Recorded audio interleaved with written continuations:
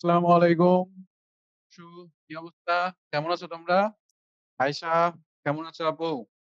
তোমরা কি আমার কথা শুনতে পারতেছো? বলো। তোমরা কি সবাই আমার কথা শুনতে পারতেছো নাকি? আমাকে একটু জানাও।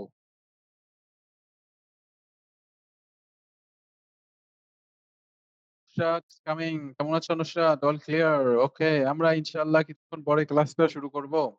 ঠিক আছে? তোমাদের বাচ্চা-কাচ্চারা এখনো আসে নাই, বুঝছো? আর আজকে আমার শরীরটা বেশি ভালো নাই। তো তোমরা চেষ্টা করবা একটু কম কমেন্ট করতে বাবারা। আমি তোমাদের যখন বলব কমেন্ট করো, তখন কমেন্ট করবা। ঠিক আছে? আচ্ছা। আজকে তোমাদের খুবই মজার একটা জিনিস পড়াবো। সেটা হলো পরিপাক তন্ত্র, তাই না? এই যে আমরা কত মজার খাবার খাই, তারপরে মনে করো যে চকোলেট খাই। আমার স্ক্রিন দেখতে পারতেছো? বাবারা বলো। তোমরা কি আমার স্ক্রিনটা ঠিকঠাক ভাবে দেখতে পারতেছো নাকি? আমাকে একটু জানাও তো। আজকে আমার মাথাটা খুব পেইন, বুঝছো? সারাদিন মনে করো অনেক টেনশন করছে আজকে। যার জন্য আজকে এত খারাপ লাগতেছে বলার মতো। আচ্ছা, এখন কি কথা ক্লিয়ার শোনা যায়? আলহামদুলিল্লাহ। মেধা, তুমি কেমন আছো মেধা? ওয়ালাইকুম আসসালাম তাসমিয়া। আচ্ছা, আমাকে একটু জানাও তো এখন কি ক্লিয়ার শোনা যায় কিনা? ওকে, ঠিক আছে। তার মানে আমার হেডসেটটাতে সমস্যা আছে। বুঝছো? তোমাদের জন্য গেমিং হেডসেট নিয়ে আসলাম। তো যাই হোক, চলো আমরা ইনশাআল্লাহ কিছুক্ষণের ভেতরেই ক্লাসটা শুরু করে দিব। ৩১ বাজে। আর ২টা মিনিট দেখবো। তো বলো তোমাদের ফাইনাল পরীক্ষা কবে? আর কতদিন পরে তোমাদের ফাইনাল পরীক্ষা হবে? একটু আমাকে জানাও। ২০শে নভেম্বর মানে আর কিছুদিন আছে মাত্র। বাপরে বাপ! দেখতে দেখতে ফাইনাল পরীক্ষা চলে আসলো, তাই না? চিন্তা করো, ফাইনাল পরীক্ষার পরে নভেম্বর মাস পরে ডিসেম্বরের পুরা ২০ দিন তোমাদের কোনো পড়া নাই। জাস্ট ঘুমাবা, খেলবা আর ঘুরতে যাবা। দাদি বাড়ি, নানি বাড়ি। ওকে মেধা, কোনো সমস্যা নাই। ক্লাস স্কিপ করো যদি তোমার অধ্যায়টা না থাকে, কোনো সমস্যা নাই।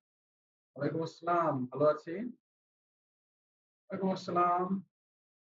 তো চলো আমরা ক্লাসটা শুরু করে দেই। ক্যামেরা অন করেন না কেন? ইরা, আচ্ছা ইরা, ঠিক আছে। ক্যামেরা অন করব। আচ্ছা, ক্যামেরা অন করতেছি, যাও। তোমরা তো সবাই আমাকে চেনো, তোমাদের কাউকে আমি চিনি না। তোমাদের তোমরা একটু সবাই মিলে এইটু পরিবারে আসবা, বুঝছো? দেখবো তোমাদের সবাইকে। ওকে?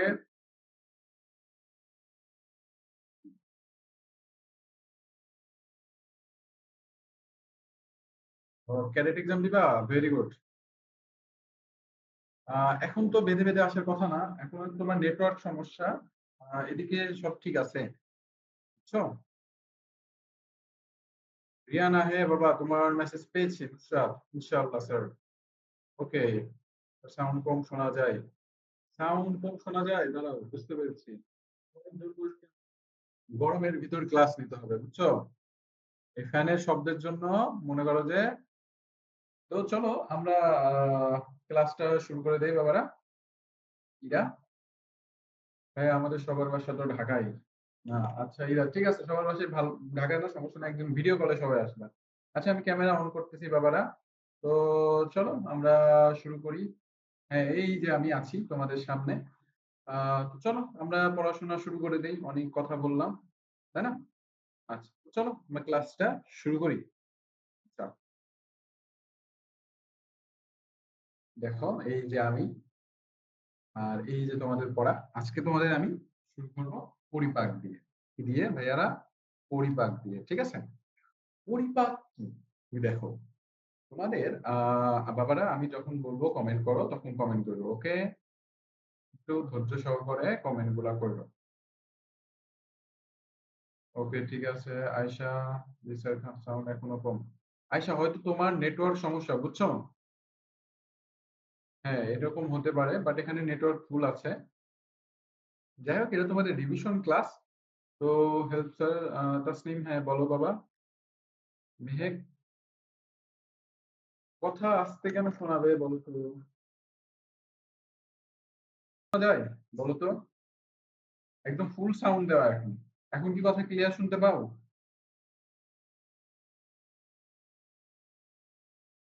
Thank you Ira. এখনো তো কম, এখনো কম। আরে, বুঝতেছি না এত কম সাউন্ড আসতেছে কেন।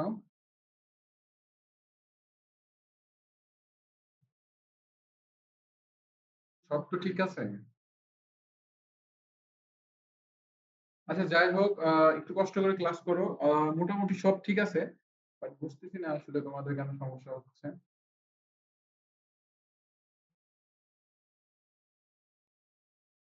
আচ্ছা সব তো ঠিক আছে বুঝছো? কোন সমস্যা নেই। হ্যাঁ, কোন সমস্যা নেই। চলো আমরা ক্লাসটা শুরু করি। Sound clear? আচ্ছা হয়তো যাদের আচ্ছা সবাই তো বলছে সাউন্ড ক্লিয়ার।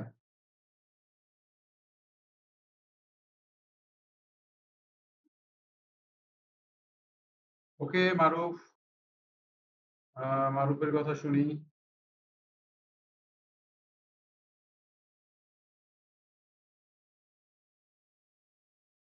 সাউন্ড একদম ফুল দেওয়া বুঝছো?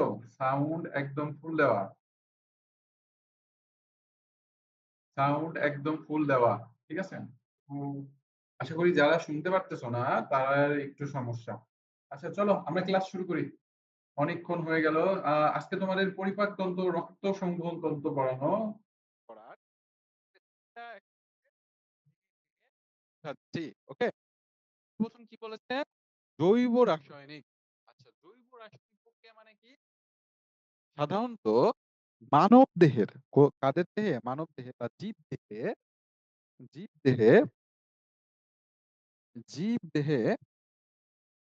জীব দেহে ঠিক আছে, জীব দেহে যে বিক্রিয়া হয়, জীব দেহে যে বিক্রিয়া হয়, বিক্রিয়া হয়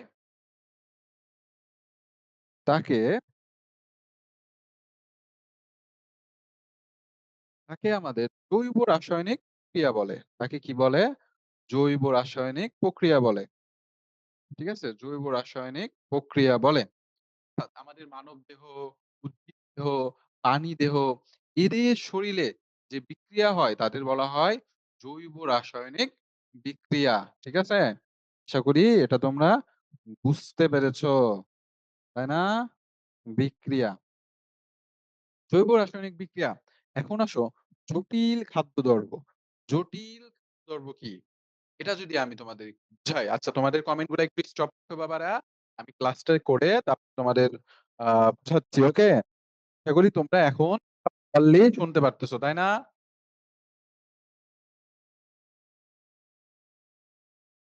আয়শা, সাউন্ড না তোমাদের, সাউন্ড কেন কম আসতেছে?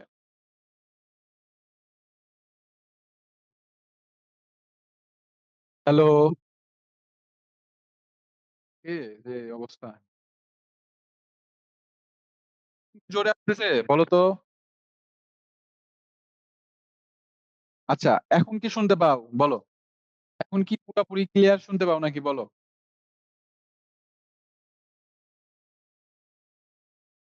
বুঝতেছি না ঠিক। যাই হোক দাঁড়াও, এখন বলো, এখন কি সবাই শুনতে পারতেছো? এখন কি সবাই শুনতে পারতেছো নাকি বলো?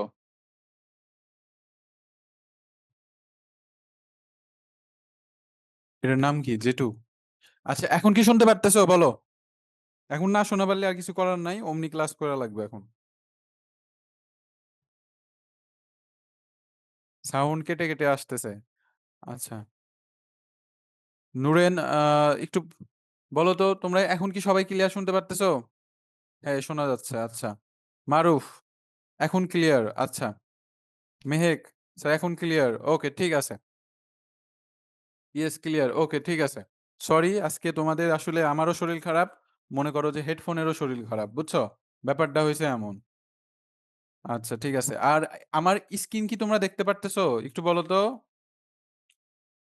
আচ্ছা মনি, হয়তো তোমার নেটওয়ার্ক সমস্যা, বাকি সবাই শুনতে পারতেছে। আচ্ছা ঠিক আছে, তো তোমরা আমার স্ক্রিন তো দেখতে পারতেছো তাই না?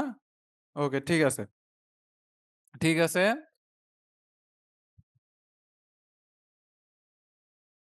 Yes sir all clear. Okay, যারা শুনতে পারতেছো না তাদের হয়তো নেটওয়ার্ক সমস্যা। জি স্যার, মোটামুটি সবাই শুনতে পারতেছে এখন। আচ্ছা আমাকে দেখা লাগবে না, নাও আমাকেও দেখো, খুশি হও। আচ্ছা ঠিক আছে। তো চলো এখন আমরা শুরু করি। অনেক সময় চলে গেছে আজকে। দেখো, যেটা বললাম, জীবদেহে যে বিক্রিয়াটা হয় তাকে সাধারণত বলা হয় জৈব রাসায়নিক বিক্রিয়া। যেমন ধরো, আমি যদি বলি তোমাদের যে মানবদেহে যে বিক্রিয়া হয় সেটা একটা জৈব রাসায়নিক বিক্রিয়া। উদ্ভিদ দেহে যে বিক্রিয়া হয় সেটা একটা কি? জৈব রাসায়নিক প্রক্রিয়া। আচ্ছা, এখন আসো, এই যে আমাদের এনজাইম গেল, তাই না? আচ্ছা, আমরা কোথায় আছি? আচ্ছা, ১ম এই এনজাইমে চলে গেছে, তাই না? পরিপাকে আগে আসার কথা। এই যে পরিপাক, হ্যাঁ। পরিপাক দেখো। তো জটিল খাদ্যদ্রব্য।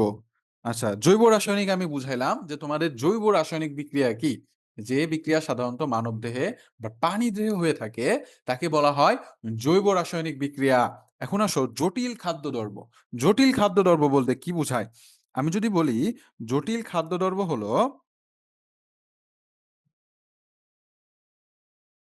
আচ্ছা, এই যে জটিল খাদ্যদ্রব্য আছে, জটিল খাদ্যদ্রব্য, এটা বলতে সাধারণত বোঝায় যে সকল খাদ্যগুলো সাধারণত বড় ধরনের যৌগ দ্বারা গঠিত হয়। বড় ধরনের কি? যৌগ। যৌগ বলতে বোঝায় অণু। বিশাল অণুগুলো একত্রে হয়ে গঠিত হয়। তাদেরকে বলা হয় জটিল যৌগ। যেমন ধরো প্রোটিন। কি বাবারা? প্রোটিন বা কার্বোহাইড্রেট। তোমরা ভাত খাও না? ভাত, এই ভাতে থাকে কার্বোহাইড্রেট, যেটা অনেক বড় একটা যৌগ। কার্বোহাইড্রেট, ঠিক আছে? এবং এই যে কার্বোহাইড্রেটটা আছে বাবারা, এই কার্বোহাইড্রেট কিন্তু আমরা সরাসরি গ্রহণ করতে পারি না। এটা কি হয়? আমাদের পরিপাকের মাধ্যমে ভেঙে যায়। ভেঙে এখান থেকে গ্লুকোজ, কি বাবারা?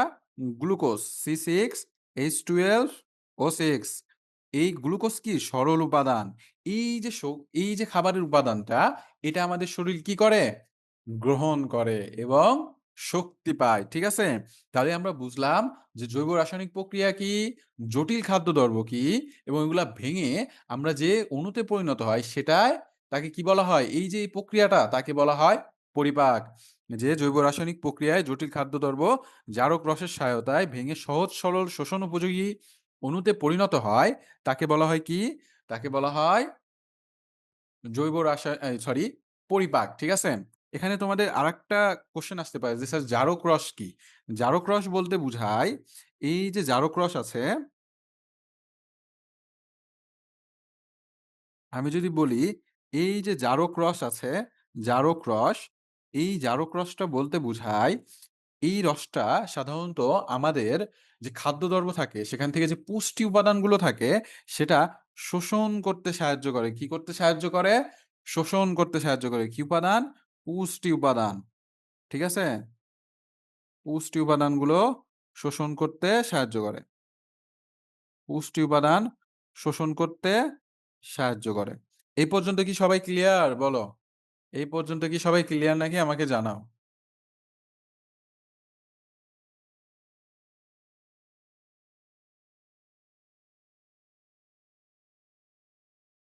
আচ্ছা, ইরা, এই পর্যন্ত বুঝতে পেরেছো? বলো। সবাই কি ক্লিয়ার? এই যে পরিপাক কাকে বলে? এখানে কিন্তু ৩ টা জিনিস আমরা দেখতে পেলাম, তাই না?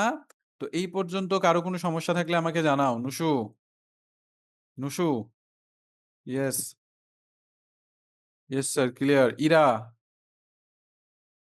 আগের স্লাইড নাই বাবা। আর আগের স্লাইডে আছে আমার ছবি, বুঝছো? এর পরের স্লাইডে আছে। ইরা, বুঝতে পেরেছো?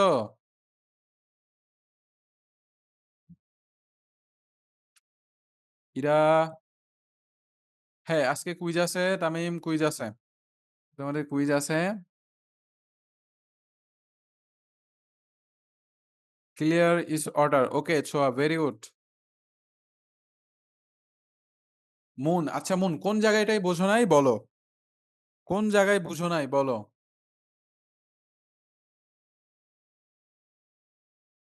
বুঝো নাই এটা একটু আমাকে বলো। যে স্যার আমি এই জায়গাটাই বুঝি নাই। আমি এই জায়গাটাই বুঝি নাই, বলো, আমি সেটা বুঝিয়ে দিচ্ছি।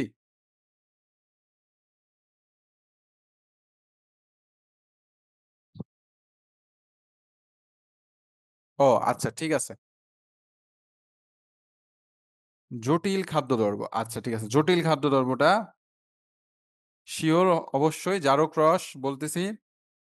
দেখো, আমি তোমাদের যদি বলি একটু বোর্ডে যাই চলো। তাহলে ভালোভাবে বুঝতে পারবা। দেখো, আমাদের যে আগে আসি আমরা জারক রস সম্পর্কে, হ্যাঁ? আগে একটু সহজটা নিয়ে আমরা আলাপ আলোচনা করি। চলো, ওকে? সহজটা নিয়ে আলাপ আলোচনা করি। দেখো, যে ব্যাপারটা জারক রস, জারক রস।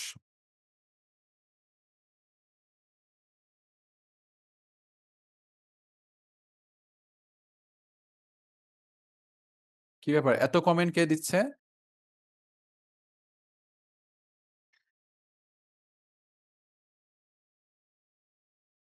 ও না, স্ক্রিন তো অন আছে।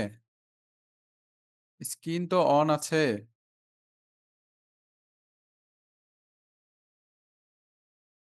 স্ক্রিন তো অন ছিল বাবা। শুধু ক্লাসের মধ্যে বাধা দাও। আচ্ছা, এখন কি দেখতে পারতেছো সবাই? বলো। সবাই দেখতে পারতেছো?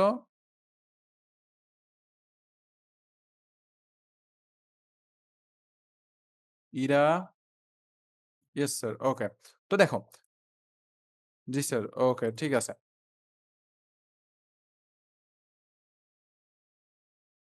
আচ্ছা, তো চলো আমরা জারক রসটা ফটাফট বুঝিয়ে দেই। এই যে জারক রস বলতে কি বুঝায়? জারক রস মানে হলো এই রসটা সাধারণত একটা এনজাইমও বলতে পারো। মানে এটা আমাদের শরীরের অঙ্গ থেকে উৎপন্ন হয়। এটা এক ধরনের রস, এক ধরনের রস, এক ধরনের রস, এক ধরনের রস যার কাজ হলো, যার কাজ খাবার থেকে শক্তি শোষণ করা। যার কাজ তো খাবার যখন ভেঙে যায় তখন খাবারের সাথে মিশে তার সাথে কি করে? শক্তিগুলো শোষণ করে। ঠিক আছে? আশা করি জারক রস বুঝতে পেরেছ। এখন আসো জটিল খাদ্যদ্রব্য। জটিল খাদ্যদ্রব্য। জটিল খাদ্যদ্রব্য কি?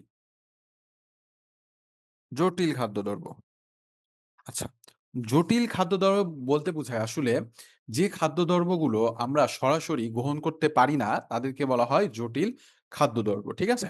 যেমন ধরো আমাদের কার্বোহাইড্রেট, কার্বোহাইড্রেট, কার্বোহাইড্রেট,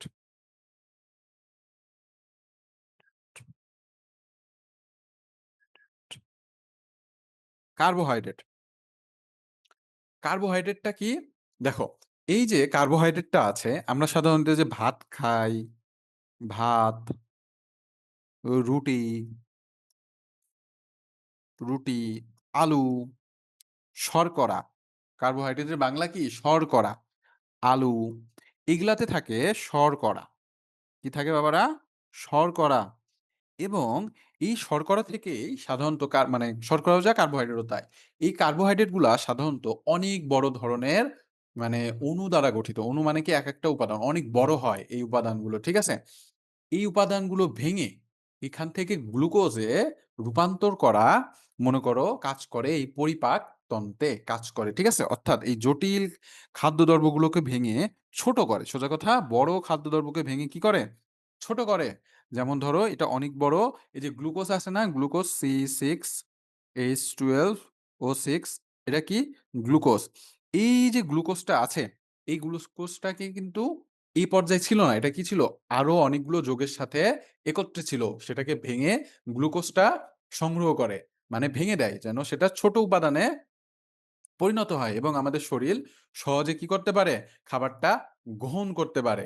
এইভাবেই জটিল যৌগ কি হয়? তৈরি হয়। মানে জটিল যৌগ মানে ভেঙে পরিপাকতন্ত্র শেষ হয়। আশা করি সবাই বুঝতে পেরেছো এই পর্যন্ত। আর কারো কোনো সমস্যা নেই?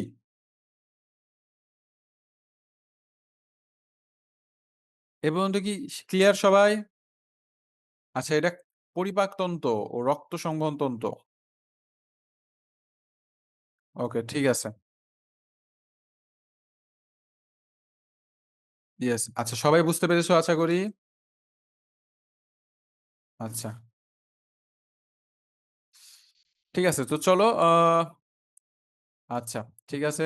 তো চলো আমরা এখন পরবর্তীতে যাই। আমাদের পরবর্তী যে কি আছে সেটা দেখি। আমাদের পরবর্তী অধ্যায়ে যাই আমরা। আচ্ছা।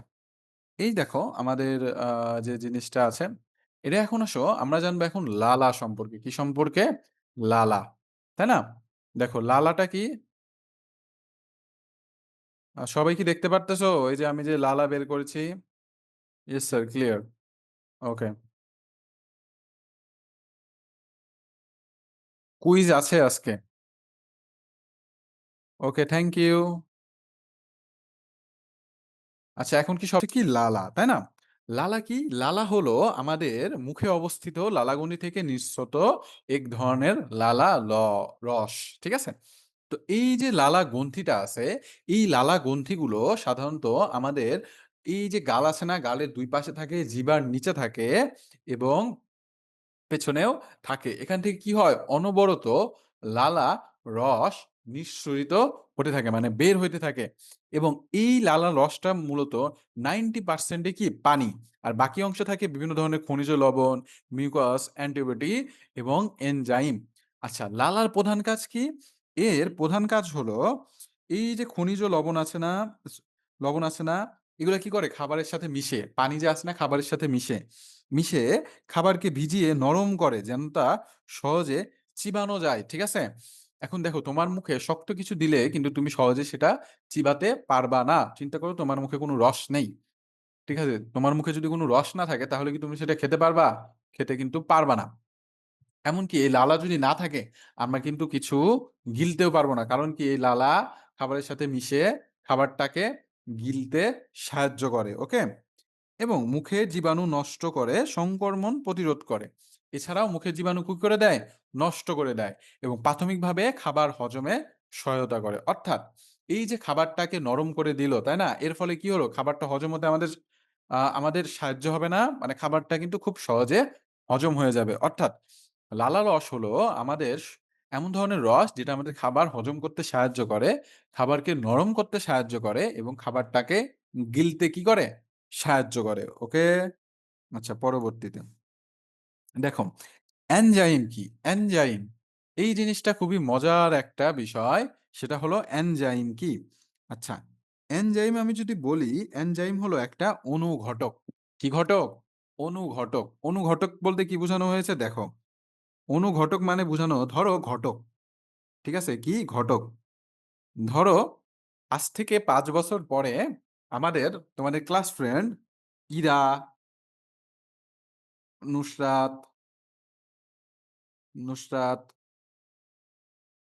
মারুফ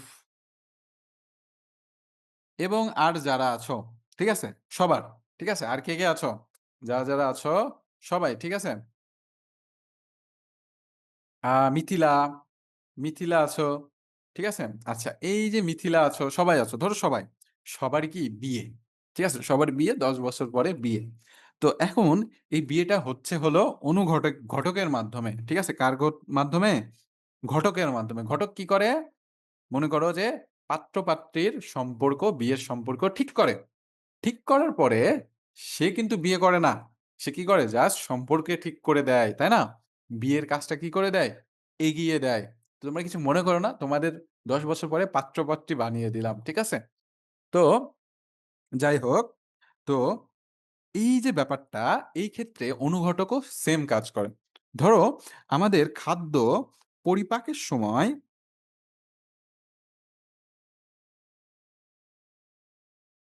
খাদ্য পরিপাকের সময় কি হয়? বিক্রিয়া হয়, তাই না? সময় খাদ্য পরিপাকের সময় কি হয়? বিক্রিয়া হয়। এবং এই বিক্রিয়াটা মাঝে মাঝে খুবই আস্তে হয়। কি হয়? ধীরে হয়। তো এর গতি বাড়ানোর জন্য এই এনজাইমটা কাজ করে। এছাড়াও যদি তোমাদের আরো সহজভাবে বলি, খাদ্যটাকে ভাঙতে এই এনজাইমটা কাজ করে। খাদ্য ভাঙতে। তো হ্যাঁ, আজকে তোমাদের আমিনুল স্যারের বার্থডে। ঠিক বলেছ। আচ্ছা, তো যাই হোক, আশা করি সবাই বুঝতে পেরেছো এই পর্যন্ত। আর আগের যে স্লাইডটা ছিল ওটা তো যে বাবা কোথায় গেল? আ আচ্ছা এই যে এই জিনিসটার কথা বলতেছিলাম। দেখো, এই জিনিসটার কথা বলতেছিলা দেখে নাও।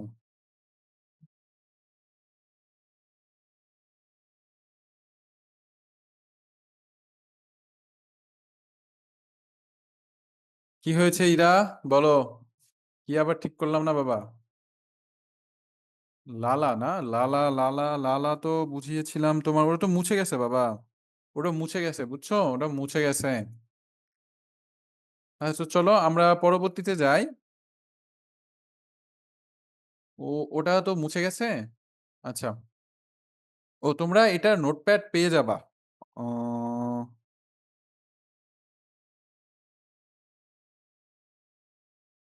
আচ্ছা বুঝতে পেরেছি। এই যে তোমরা এইটার কথা বলতেছিলা? আচ্ছা, আচ্ছা, আচ্ছা, আচ্ছা। নাও। আচ্ছা। তো যাই হোক আমরা মোটামুটি মনে করো যে লালা এই যে লালা নাও। দেখে নাও লালা।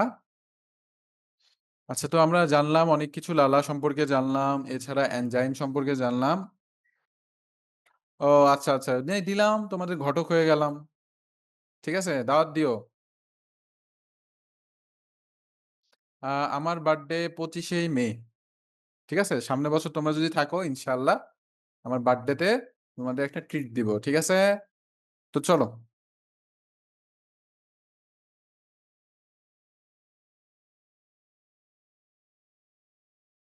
চলো আমরা পরবর্তীতে যাই। আমরা লালা সম্পর্কে জানলাম,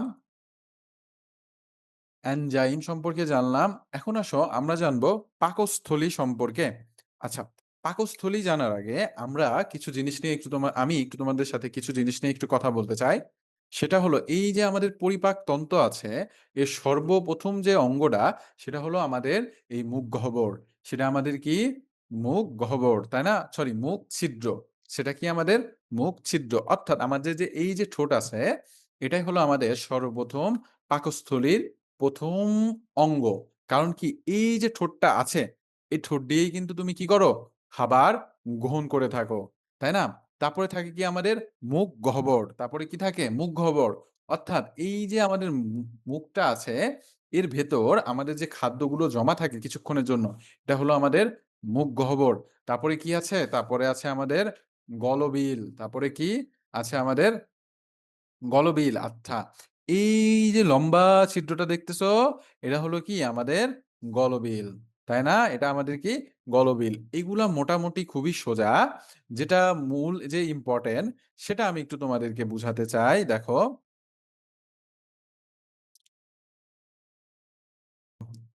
কনসেপ্ট ক্লিয়ার, ওকে। লালার কাজ হলো খাদ্যটাকে নরম করা, খাদ্যটাকে আ গিলতে সাহায্য করা ইত্যাদি। ওকে।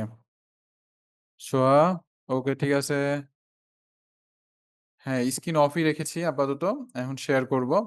তো যাই হোক আমরা মোটামুটি আ খাদ্য যে বেসিকটা ছিল সেটা আমরা জানতে পারলাম, তাই না? এখন চলো আমরা পরবর্তীতে যে জিনিসটা আছে সেটা জানি। চলো।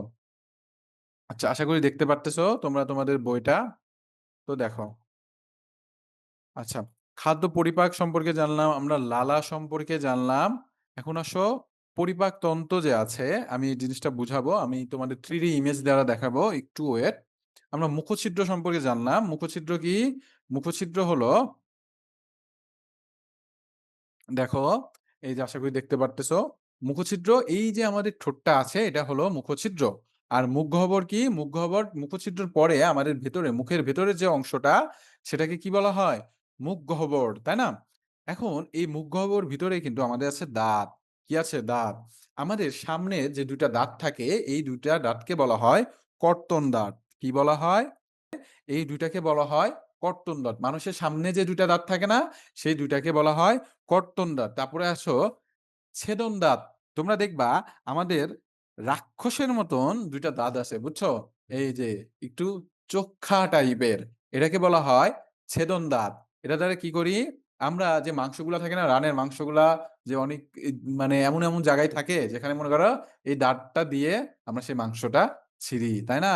তারপরে আসো, তারপরে আছে আমাদের অগ্রপেশন দাঁত। এই যে এই দাঁতগুলো আছে না? এগুলাকে বলা হয় অগ্রপেশন দাঁত। এগুলাকে কি বলা হয়?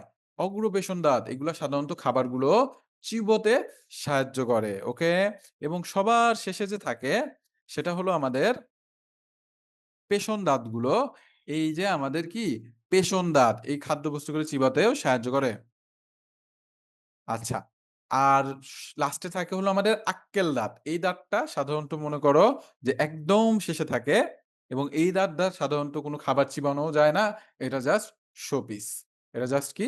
শো পিস মানে থাকার কথা। মন একটু বলো তো কোন জিনিসটা বোঝো নাই? দাঁত বুঝো নাই? তোমার কথাটা আমি বুঝতে পারতেছি না বাবা। হ্যাঁ, এই চ্যাপ্টার আসলে অনেক কিছু বুঝার আছে এবং একটু ক্রিটিক্যাল ও বটে। আচ্ছা। তো যাই হোক চলো আমরা আচ্ছা যারা মনে করো অনুঘটক আচ্ছা, অনুঘটক বুঝো নাই? অনুঘটক বলতে বুঝায় যেটা সাধারণত আ বিক্রিয়ায় অংশগ্রহণ করে। ঠিক আছে? যেটা কি বিক্রিয়ায় অংশগ্রহণ করে মানে দেহের বিক্রিয়াতে অংশগ্রহণ করে কিন্তু তার যে নিজস্ব উপাদান আছে সেই উপাদানের কোনো পরিবর্তন হয় না। সেটাকে বলা হয় অনুঘটক। সেটাকে কি বলা হয়? অনুঘটক। ঠিক আছে মন? বুঝতে পেরেছ? আচ্ছা। তো আমরা অনুঘটক বুঝলাম, গলবিল তো বুঝলাই। এই যে আমার এটা কি? এটা হলো মনে করো আমাদের খাবার যে গ্রহণ করি তারপর ছোট্ট একটা অংশ থাকে এই গলা পর্যন্ত এটাকে বলা হয় গলবিল। এটাকে কি বলা হয়? গলবিল। ঠিক আছে? এই যে তোমরা দেখতে পারতেছো? এই যে মুখগহ্বর, এটা মুখগহ্বর এখানে ঠিক এতটুক জায়গায় ছোট্ট একটা অংশ থাকে। এই অন্ননালীর গলার আগ পর্যন্ত। ঠিক আছে? ধরো এটা হলো গলা। এই যে এটা কি? গলা।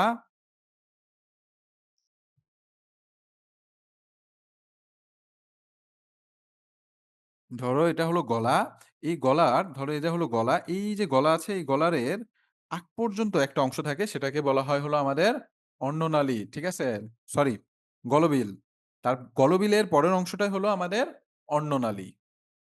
ওকে?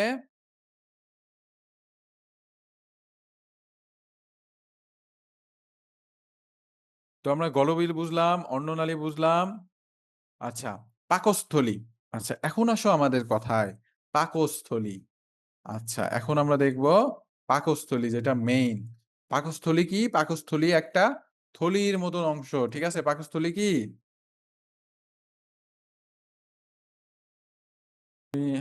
হ্যাঁ, বলো।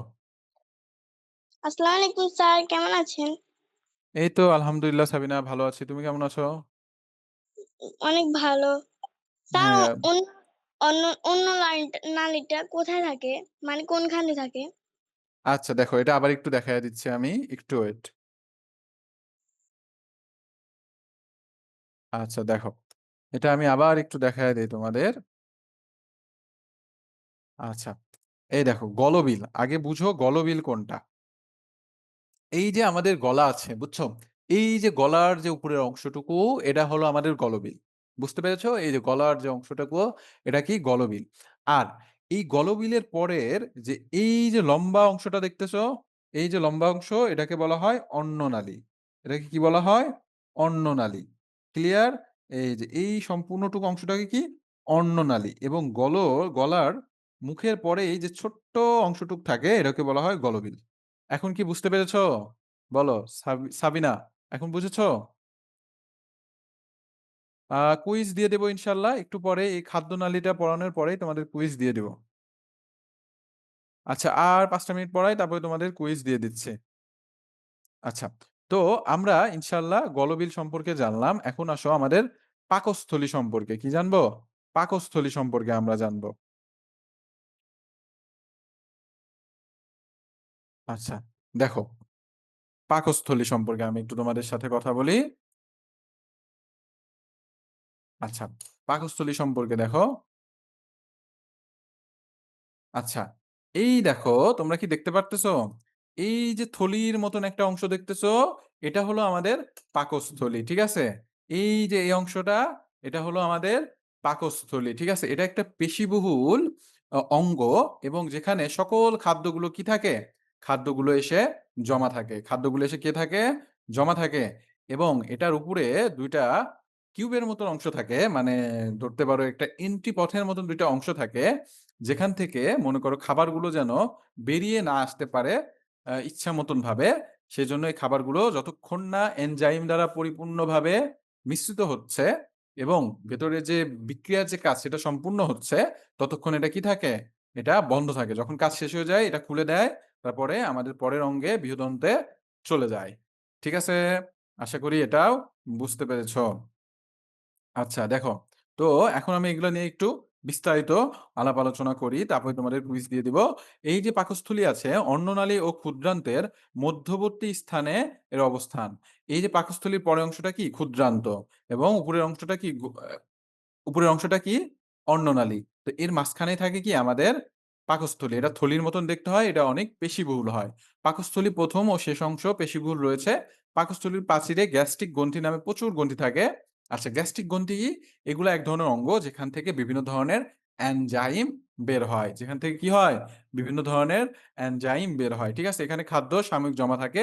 গ্যাস্ট্রিক গ্রন্থির পাচক রস পরিপাকে সাহায্য করে। আচ্ছা, এখন আসো ক্ষুদ্রান্ত। এই যে পাকস্থলী আছে না? এর পরেই থাকে ক্ষুদ্রান্ত।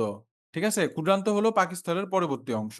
এটি পরিপাকের সবচেয়ে দীর্ঘ অংশ এবং ক্ষুদ্রান্ত ৩ টি ভাগে বিভক্ত।